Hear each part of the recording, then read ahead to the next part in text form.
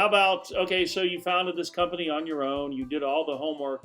You want to tell everybody two of the hardest lessons you've learned and two of your biggest successes?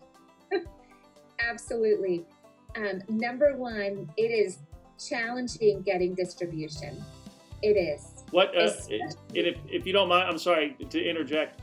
Could you please, what's so tough about, because Karen mentioned something about that.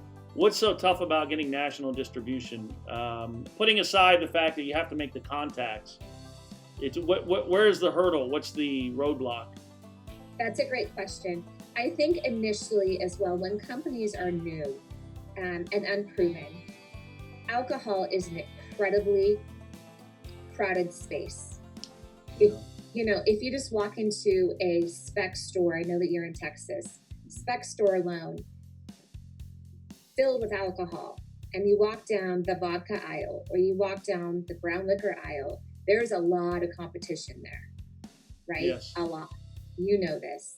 Same thing with wines, right? So distributors, especially some of the big ones, they have a lot of products that they carry, right? And it's really hard to justify, number one, why is Country Smooth going to be a great success? Why do I need to add them into my portfolio over the other products that are doing very well and are very well funded by their suppliers, right? By the companies, right? So it's a very crowded space, and it is very, very much relationship based.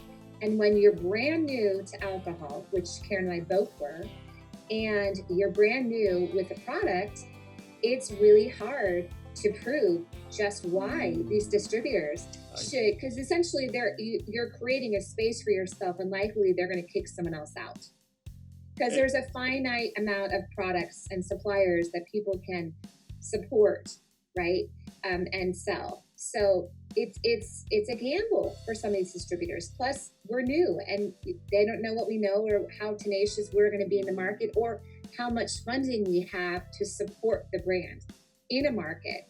So for those reasons, I would say hands down, getting initially, especially now, nothing's perfect, but now we have a track record with data to prove our pull through and success, especially in certain regions of the country more than others, with a really cohesive marketing strategy that we push. Now distributors it's a different place to be, but initially it's hard. So I guess it would be, maybe an example to use would be, if you take how many bands want to get signed to a record label, and knowing the success and failure rate of bands, I would assume the record companies are probably like the distributors in the sense that, you got a great product, but how do we know you're going to be around? And, why should we, so I guess is it fair to say, or it's probably an understatement to say, it took a lot of persistence on your end of just knocking on doors, calling, going to events, making contacts, and just until, at some point you keep doing enough that you will get a break. You're exactly right. It's interesting that you use the analogy of the country music bands, because I feel it's very similar. I'm close with many of these bands, and we've talked about how it's a very, very competitive market in both alcohol and musicians. And that's I think, just about any music genre. Very hard. But I believe in this 4 Ps, and I've lived by them every day in this business. First one is product, in our case, right? Sometimes people have a service. In this case, the product is Country Smooth whiskey. And the second P is the passion. And I feel like in any business, we talked about this earlier, you have to have passion.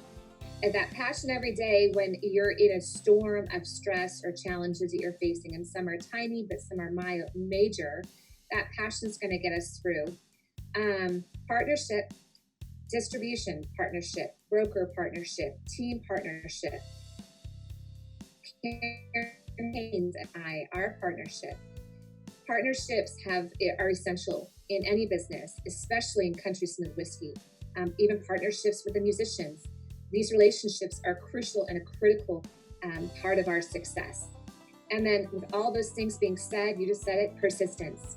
Being able to be told no on a regular basis has been the new norm. And I never really experienced that in any of my life before professionally, to be told no so many times. So it took some getting used to.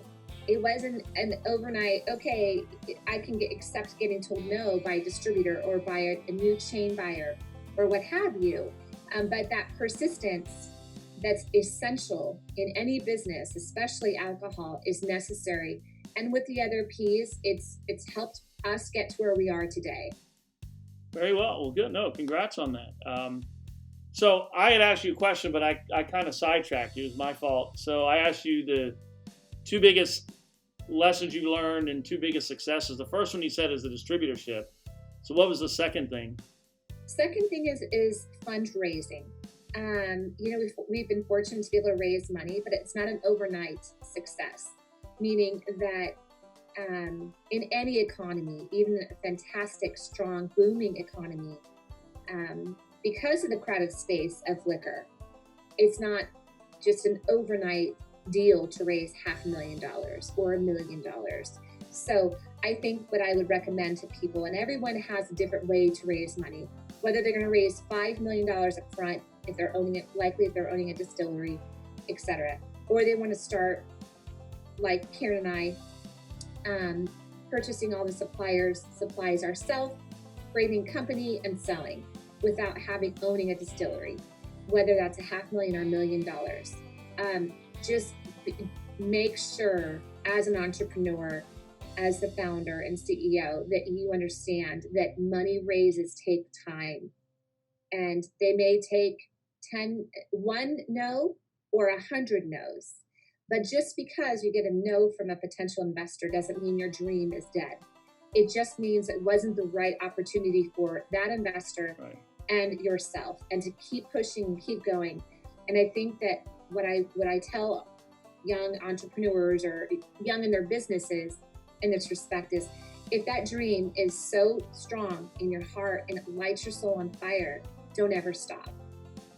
And if you get told no by a potential investor one or 100 times, doesn't mean that your dream isn't real. But I think that understanding going into it takes time to raise money, but that doesn't mean that you have to stop your business. What it does mean is potentially you have to wear more hats for a little bit of time. Does that make sense? Oh yeah, I know it firsthand. So, you know that firsthand. Well, I mean, I didn't have to self-fund, but and how about two of your biggest successes? So two of the biggest successes have been being able to scale from, just an idea to now 8 states, soon to be another 6 or 7, and having the team that we have. Going from a single one-woman show to now where we are now, it is the most fulfilling and rewarding feeling every day to know that countless blood, sweat, and tears and passion and persistence got us to the point of where we are today. And it wasn't an overnight success. So I think that makes me extremely happy every single day, even if we're faced with something that we're not expecting challenges-wise. Number one. Number two, the people I've met on this journey, for the most part, because not everyone's lovely like you, and not everyone's lovely like Karen. You have some people who are really nasty, but they're rare. But the people I've met on this journey have been incredible for the most part. Or I should say, the people that I have chosen to continue in a relationship with, friendship with, business relationship with, right?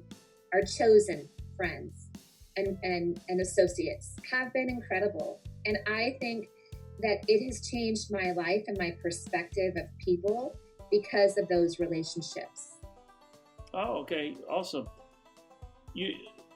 Funding. Now, you said that you also had friends and families, but I think you said you had investors as well. That were not how just without going into a full start a business lesson, how did you go about finding investors that were not friends or family? Because I know there's venture capitalists, and you can actually just find them through Google. Right. And did you come up with a business plan and just start Googling investors or venture capitalists and reach out and say, do you have any time? Here's my business plan. Was it that simple? I wish it was.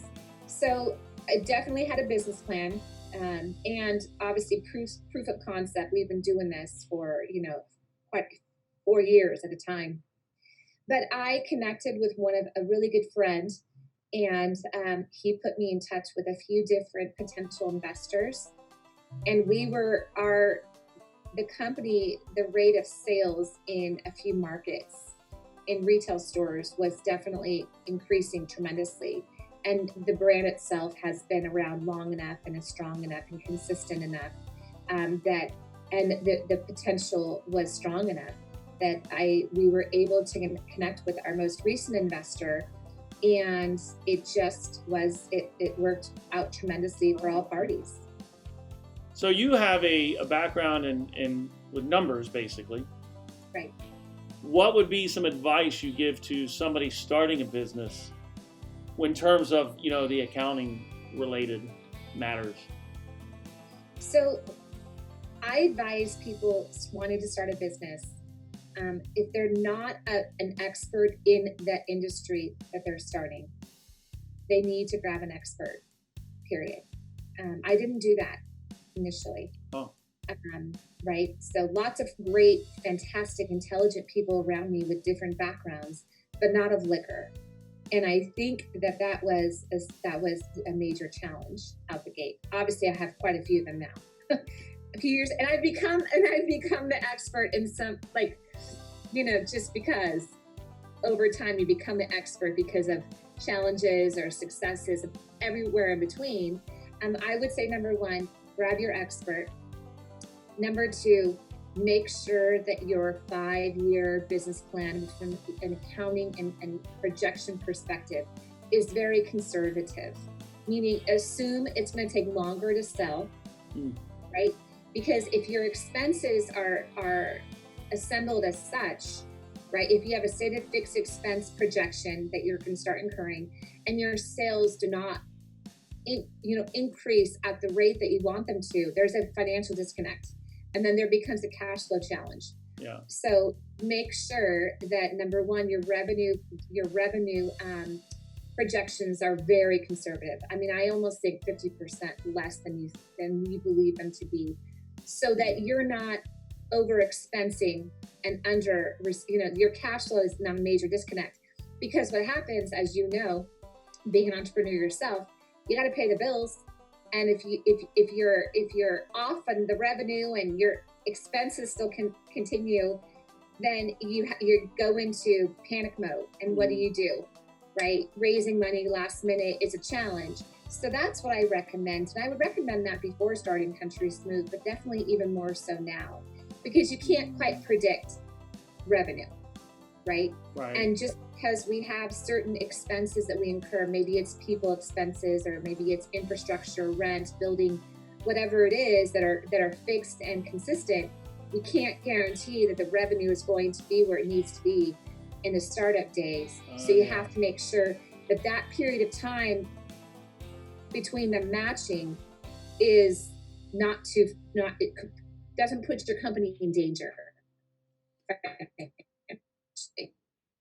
Okay, yeah, I got you. And it sounds to me like your brand was built to be profitable. For example, I won't mention the name, not that it's anything incriminating, but just out of respect for them. I know I deal with a gentleman who has a vodka company, and they are not really profitable. I mean, they're covering expenses and everything, but they're based on what they do to their product. There's a lot more labor.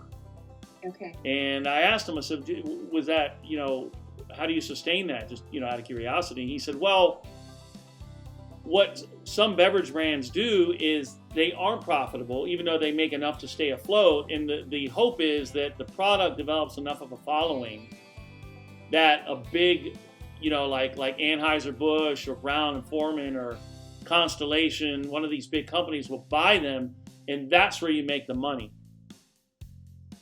But it sounds like yours is priced to be profitable and sustainable, and so you can grow as opposed to just making a teeny profit. And right. And I think that your friend's comments about the hopeful exit strategy, meaning his exit strategy, or the many people's hopeful exit strategies for the liquor companies, is to get purchased by a big, a conglomerate or a Constellation, Pernod Ricard, etc. And I think that many people do look at it that way. And I'm not saying that's right or wrong. I think that's a great exit strategy. But I do believe in most cases, many businesses, especially consumer, packaged goods and alcohol for sure, it takes years to become profitable. It does. Yeah. It's not for most. There are definite brands that just hit it with either a unique product or phenomenal marketing and a little bit of luck in between and lots of money to power it out the gate, that become profitable in the first year or two. But the norm in alcohol, and I can say this pretty definitely, most brands are not profitable in the first 5 years. I think that's the same in restaurants, unless it's changed. I think so. And so the hope is that you use this money, and in our case, it's sales and marketing. So we'd hire you to do our in-store events, right? Demos, because that's where we get most of our success. Liquid to lips, and a great price point. We've had tremendous success selling. That takes money. It takes money to power, and all that's a marketing budget, right? And then you have people to power. So I think that it's people can be profitable in the first 5 years in alcohol. I think it's the norm not to be. But you want to get those consumers' habits changed towards your company and your brand. And then that will hopefully, theoretically, turn them into long-term consumers of such a product, which helps with the long-term viability and profitability turn where companies do become profitable. So I was fortunate enough to be introduced to you, Kurt, Thank you, by my very good friend, one of my closest friends, Karen Haynes. Karen Haynes is the founder of Spa Girl Cocktails, which is a fantastic company with a line of products that can be enjoyed by women, of course, and men, for sure. And they are distributed in California, Arizona, Nevada, and can be sold online. She is a visionary, and I obviously her company that she founded and she created is incredible.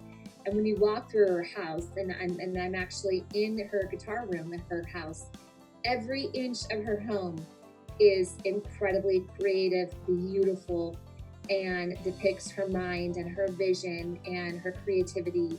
So she and I have been mentors of each other during, well, we didn't know each other when we founded our companies. Mm-hmm. We met through a friend at an event about 4 years ago, but having another female founder in the liquor space to share ideas with, to discuss challenges with, to brainstorm together, or just have a really great night of drinking Country Smooth and Spa Girl cocktails like we did last night, it's priceless. So that relationship that I've been able to fortunately grow because of the alcohol industry is another point of positives. That's one of my two positives, are people, right? And Karen Haynes, who brought us together, is definitely one of the top on that list of positives with people. So very thankful for her. Ladies and gentlemen, thank you for tuning in. Lori Carcich, the founder and CEO of Country Smooth Whiskey. All the best to you. Appreciate your time, and talk to you soon. Thank you so much. Cheers.